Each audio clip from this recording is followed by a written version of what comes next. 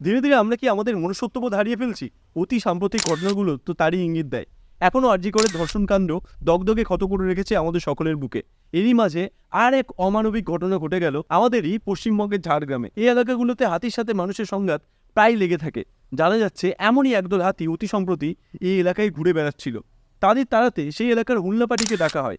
বলা হচ্ছে এরই মধ্যে একজন জ্বলন্ত বর্ষা ছুঁড়ে নির্মমভাবে বেঁধে ফেলে এই হাতিটিকে। জানা যাচ্ছে এই হাতির দল এই এলাকায় এক বয়স্ক মানুষকে মেরে ফেলেছিল। তার প্রতিশোধ নিতে কি এই কাণ্ড করা হয়েছে? শরীরে বর্ষা বেঁধার প্রায় ৮ ঘন্টা ধরে যন্ত্রণায় ছটফট করতে থাকে হাতিটি। কিছু কিছু ভিডিওতে তাকে উঠে দাঁড়াতে চেষ্টা করতেও দেখতে পাওয়া যায়। গ্রামবাসীরা জানাচ্ছেন সেই হাতির যন্ত্রণাঘাত চিৎকার এখনও তারা ভুলতেই পারছেন না। তাকে বাঁচানোর সমস্ত রকম চেষ্টা করে বন দপ্তর। এমনকি ঝাড়গ্রাম জুলজিক্যাল পার্কে নিয়ে গিয়ে চিকিৎসাও করা হয়, কিন্তু শেষ রক্ষা হয়নি। হাতি তাড়াতে গিয়ে তাকে নির্মমভাবে হত্যা করাই কি একমাত্র পথ? হুলাপাটি লোকজনদের কি যথোপযুক্ত ট্রেনিং দেওয়া হয়? এইভাবে আঘাত করার আগে হাতিটিকে তাড়ানোর কি সমস্ত রকম চেষ্টা করা হয়েছিল?